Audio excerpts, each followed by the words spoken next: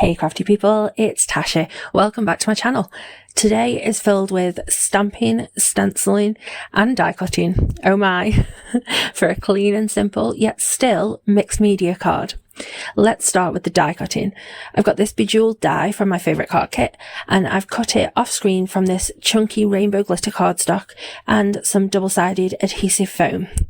Now I'm just laying out the letters on top of this glossy black shadow piece that I also cut. I want to point out how easily this rainbow glitter cardstock cuts, but also how much I'm loving this double-sided adhesive foam for die cutting right now. I'd usually cut 2 to 3 layers of white card and stack them up, which is uber tedious, so I'm loving using this for die cutting instead. I also laid down a couple of the pieces a little too far to the right, and I was able to peel them back up quickly to reposition them, which is something that I personally appreciate so much. So let's talk mixed media. I know that phrase tends to elicit a very specific style of creating that's often far from anything that could be deemed clean and simple. And it can sound quite intimidating too. But I wanted to point out that all mixed media really means is using a mix of different mediums and techniques on the same project. So here, for example, I'm ink blending a background using one of these stencils from the card kit. When I put that with some stamping and the die cutting, I've got a mixed media project.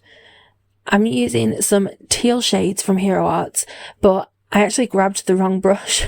So this one is my blue brush. So really don't trust the colour that I have here to be an accurate portrayal of the Hero Arts inks.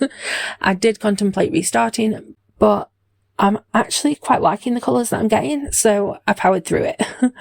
To give some depth, I'm adding a darker shade coming up from the bottom right. And this is a super easy way to step up a stenciled background. That one small addition makes a massive difference. I'm just using a baby wipe to clean off my stencil quickly. Now, this is a really big help for me personally. As a disabled crafter, it helps that I don't need to keep going to and from the sink, so baby wipes are my go-to. I'm stamping on the rest of my sentiment, but I want to be sure to stamp it in the right place, so I temporarily popped my die cut in place so that I can use it to line up my stamps right where they need to be. This panel is another mashup of several different songs. I'm really loving mixing up the different products and references that are throughout the kit. And whilst this could totally be used as a card for a Swiftie in your life, my plan is to display these pieces that I've been making with the kit. I'm going to put them round my new craft space once it's finished, and I am more than a little excited about it. I'm embellishing my design with a trio of stamped hearts. They each contain a lyric that's used as a metaphor for karma within the song, and I like having them in a sort of visual triangle. It kind of links all of the different elements of this design together. So there finishes another of my Swiftie themed projects.